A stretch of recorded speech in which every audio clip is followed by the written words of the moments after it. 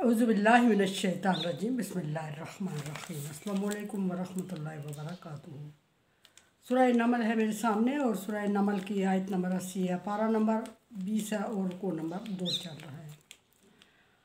आयत नंबर 79 तक अल्लाह तबारक व तआला ने नबी सल्लल्लाहु अलैहि वसल्लम को तसल्ली देते हुए फरमाया कि नबी, आपका रब क़यामत के दिन या उससे पहले वक्त अज़ाब इन लोगों के दरमियान फैसला फरमा देगा कि कौन हक़ पे है, और वो गालिब है और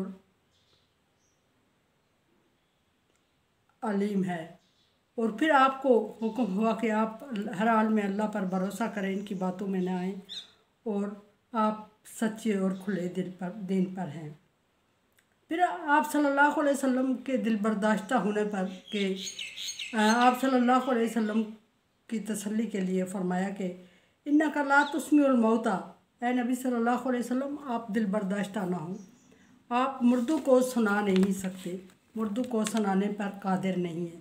कुफार और मुश्रिकीन को अल्लाह तबारक व तआला ने मुर्दों से तशबीह दी कि इनके दिल, इनके ज़मीर मुर्दा हो चुके हैं और वो हक़ बात पर यकीन नहीं करते, और आप सिर्फ़ उनको सुना सकते हैं जो ज़िंदा होते हैं।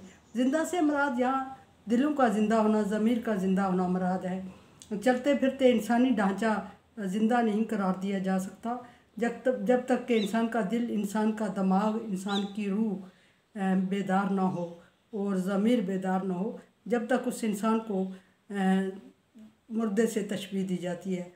वला तुस्मिउ सुम्मत दुआ, और ना ही आप बहरे को कोई पकार सुनाने पर कादिर है।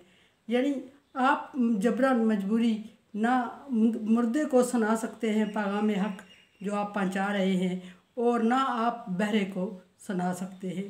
ये मुर्दा और बहरा कुफार और मुनकरीन को करार दिया, जो कि हर कोशिश के बावजूद नबी सल्लल्लाहु अलैहि वसल्लम की बात पर यकीन नहीं रखते थे और आपकी बात का मजाक उड़ाते थे। जो आप दीन उनको समझाते सुनाते थे, उसका मजाक उड़ा के तरह तरह की बातें करके आप सल्लल्लाहु अलैहि वसल्लम को बेचैन और दुखी करते थे।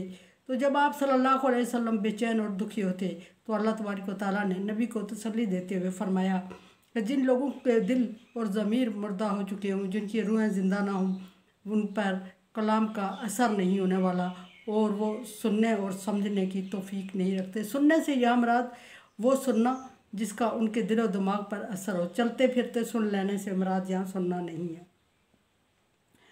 इज़ा वल्लौ मुदबिरीन, और जो उन लोगों को आप नहीं सुना सकते जो बहरे हों और जो आवाज़ देने के बावजूद पुश्त फेर कर निकल जाएं, उल्टे पाँव वापस हो जाएं, यानी दीन की तरफ उनकी तवज्जो ना हो और तवज्जो देना भी ना चाहते हों।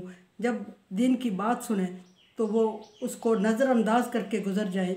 यहाँ उसको मुदबिरीन करार दिया कि उल्टे पाँव फिर जाना, इग्नोर कर देना किसी बात को और नज़रअंदाज करके जान छुड़ा के चले जाना और सुनी अनसुनी कर देना मुराद है। यहाँ कुफार जब नबी सल्लल्लाहु अलैहि वसल्लम के साथ ऐसा रवैया करते थे कि जब भी आप वाज़ व तबलीग कर रहे होते, नबी सल्लल्लाहु अलैहि वसल्लम की महफिल में होते भी तो आपस में चैम गोइयों में होते या इधर उधर की बातें कर रहे होते या गुमसुम ऐसे बैठे होते जैसे उनके सामने कोई बात ही नहीं कर रहा है।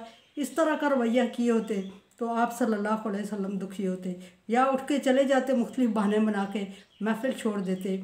और ये रवैया देख के जब आप सल्लल्लाहु अलैहि वसल्लम परेशान होते तो अल्लाह तबारक व तआला ने ऐसे लोगों को मुर्दा और बहरा करार देते हुए फरमाया कि आप मुर्दों को सुनवाने पे कादर नहीं है, और ना ही आप बहरे को जब वो पुश्त फेर के जा रहा हो, इग्नोर कर रहा हो, नज़रअंदाज कर रहा हो, यानी कि तो ना उस बहरे को आप सुनाने पर कादर हैं। वमा अंता भी हादिल उम्मी, और आप एक अंधे को रास्ता दिखाने पर कादिर नहीं है, आप अंधे को रास्ता नहीं दिखा सकते। यहाँ तीसरी बात कुफार के लिए अंधा लफ्ज़ इस्तेमाल हुआ, अन ज़लालतिहिम, और उसको उसकी गुमराही से रोक नहीं सकते। याद रहे कि कुफार के लिए अल्लाह तबारक व तआला ने यहाँ अल्फाज जो इस्तेमाल किए हैं, नंबर 1 के वो मुर्दा है, नंबर 2 वो बहरा और गूंगा अंधा है, नंबर 3 वो नंबर 2 वो बहरा है और नंबर 3 वो अंधा है। और फरमाया कि माँ अंता बिहादिल उम्मी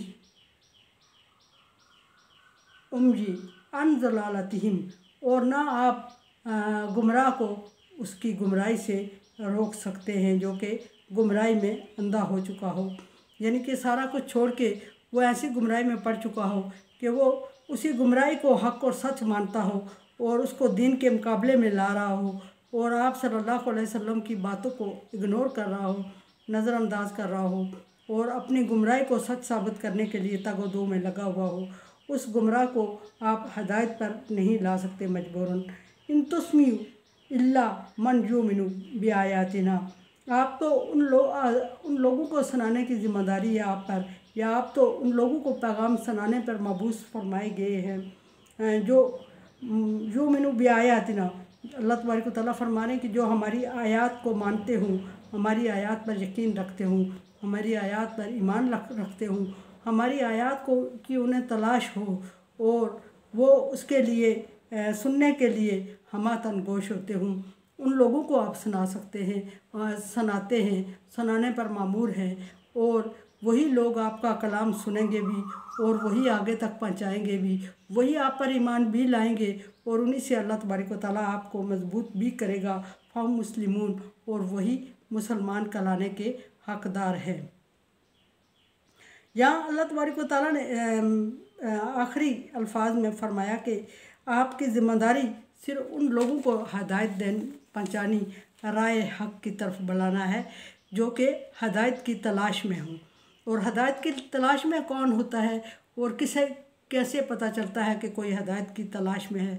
और वो लोग होते हैं जो पैगंबर के इर्द गिर्द जमा होना शुरू हो जाते हैं, जिन्हें पिछली किताबों को पढ़ के उन पर हक़ और सच तरीके से ईमान लाना होता है और पिछली किताबों पर ईमान लाने की वजह से उन्होंने उसको पढ़ा भी होता है और पढ़ने के बाद उन्हें ये इल्म हो चुका होता है कि अगला नबी आएगा और वो दीन को नथार के संवार के हमारे सामने पेश करेगा। ये जो दीन में तरह तरह की मिलावट हो चुकी है, इससे इसको पाक करेगा।